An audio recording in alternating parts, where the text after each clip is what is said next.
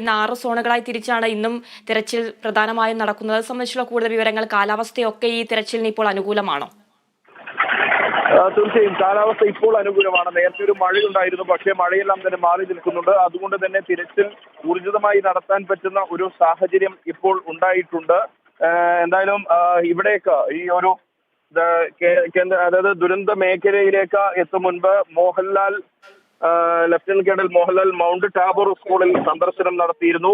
അതിന്റെ ദൃശ്യങ്ങൾ ഉടൻ തന്നെ ലഭ്യമാക്കാൻ സാധിക്കും. അത് ഡെസ്കിലേക്ക് നൽകുകയാണ്. നമുക്ക് പ്രേക്ഷകർക്ക് ആ ഒരു കാഴ്ച, കാരണം അദ്ദേഹം കേവലം ഒരു ചലച്ചിത്ര താരം മാത്രമല്ല, സൈന്യത്തിന്റെ ലഫ്റ്റനന്റ് കേണൽ കൂടിയാണ്. അതുകൊണ്ടാണ് അദ്ദേഹം സൈനിക സംഘത്തോടൊപ്പം ഇവിടേക്ക് എത്തിയത്. ഒരു ഉത്തരവാദിത്തപ്പെട്ട സൈനിക ഉദ്യോഗസ്ഥൻ എന്ന രീതിയിൽ കൂടിയാണ് അദ്ദേഹം ഇന്ന് ദുരന്ത മേഖല സന്ദർശിക്കുന്നത്. ആ ഒരു ദൃശ്യങ്ങൾ അല്പസമയത്തിനകം പ്രേക്ഷകർക്ക് കാണാൻ സാധിക്കും. ഇപ്പോൾ മറ്റ് കാര്യങ്ങൾ നേരത്തെ സൂചിപ്പിച്ചതുപോലെ ഔദ്യോഗികമായി മരണം സ്ഥിരീകരിച്ചത് ഇന്ന് ഏറ്റവും ഒടുവിൽ 215 മരണമാണ് ഔദ്യോഗികമായി സ്ഥിരീകരിച്ചത്. 344 ലഭിച്ച മൃതദേഹങ്ങളുടെ എണ്ണം. പക്ഷേ പരിശോധനയെല്ലാം പൂർത്തിയാക്കി അതിനുശേഷം സ്ഥിരീകരിച്ച മരണങ്ങളാണ് ഈ പറയുന്ന കണക്ക് 215. അതിൽ 98 പുരുഷന്മാരുണ്ട്, 87 സ്ത്രീകളുണ്ട്, 30 കുട്ടികളുണ്ട്. ഏറ്റവും ദൗർഭാഗ്യകരമായ കാര്യം എന്ന് പറയുന്നത് കുട്ടികളുടെ എണ്ണം 30 എന്നുള്ളതാണ്.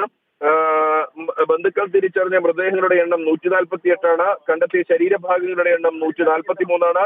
പോസ്റ്റ്മോർട്ടം ചെയ്ത മൃതദേഹങ്ങളുടെ എണ്ണം 212.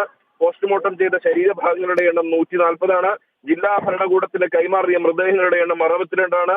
ജില്ലാ ഭരണകൂടത്തിന് കൈമാറിയ ശരീരഭാഗങ്ങളുടെ എണ്ണം, ഏറ്റവും ദൗർഭാഗ്യകരമായ ഒരു കാഴ്ച എന്ന് പറയുന്നത് ഇതിൽ മൃതദേഹങ്ങൾ മാത്രമല്ല, ശരീരഭാഗങ്ങളാണ് കൂടുതലും ലഭിക്കുന്നത്. ആരുടേത് എന്ന് പോലും തിരിച്ചറിയപ്പെടാൻ സാധിക്കാത്ത രീതിയിൽ DNA പരിശോധന ഉൾപ്പെടെ വേണ്ട ഒരു സാഹചര്യത്തിൽ ഉള്ള കാര്യങ്ങൾ. ശരീരഭാഗങ്ങളുടെ എണ്ണം എന്ന് പറയുന്നത് 87.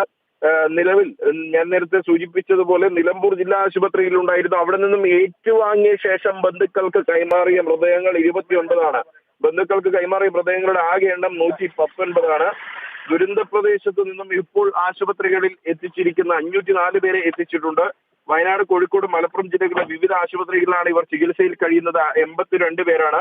ഈ ആശുപത്രികളിൽ നിന്നും ഡിസ്ചാർജ് ആയവർ 205. അങ്ങനെയാണ് ഇപ്പോൾ കണക്കുകളുള്ളത്.